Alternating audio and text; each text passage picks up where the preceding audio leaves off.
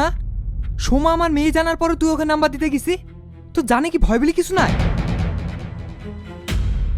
এই, কথা কানা যায় না? আমি সেই তখন থেকে চিল্লিয়ে যাচ্ছি আর তুই খাইতে ব্যস্ত। কি লাগলে খাও না।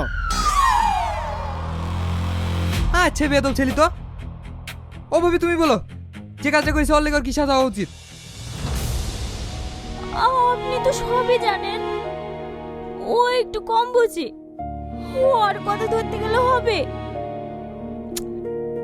আরে পাগল বলি তো বারবার ছেড়ে দেওয়া যাবে না। গ্রামের তো একটা মান সম্মান আছে নাকি? আজ আমার মেয়েকে নাম্বার দিতে গেছে, উল্টো পাল্টা কথা বলিছে।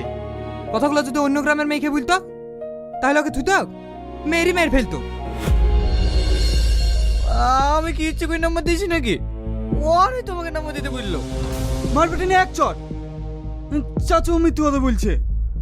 আরে সময় তো আমার বোন হয়, আমি কেন ওকে নাম্বার দিতে বলবো?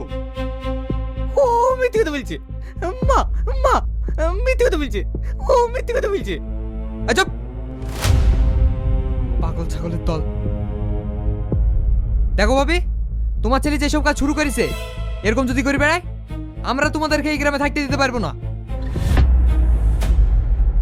কদিন আগে ছাপ তুলেছে বলছিল ও সাইকেলটা নাকি না বললে লক্কাল দিয়ে চলে গেছে। এসব কাজ করে বেড়ালে তো হবে না। আপনি কি বলেন ভাই?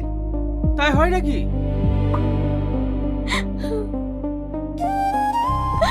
ভাই, আমাদেরকে গ্রাম ছাড়া করেন না।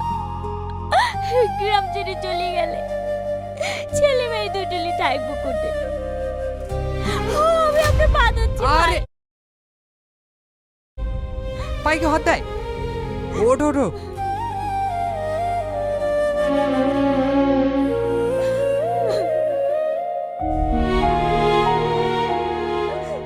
তোমার মেয়েটা যে বিদারি হয়ে যাচ্ছে, মেয়েটা বিষাদে দিতে হবে না? এই যে এত বড় থাম দাঁড়িয়ে আছে, সারাদিন রাস্তায় রাস্তায় ঘুরে বেড়ায়, এটাকে কাজে লাগাতে পারো না?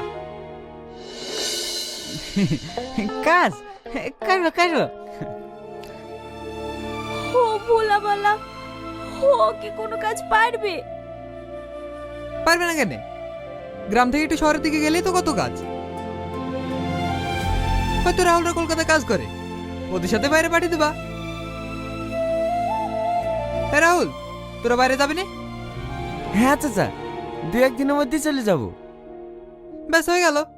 যেদিন কাজে যাবি ছুড়াকে সাথে গেলি যাস। ঠিক আছে চাচা।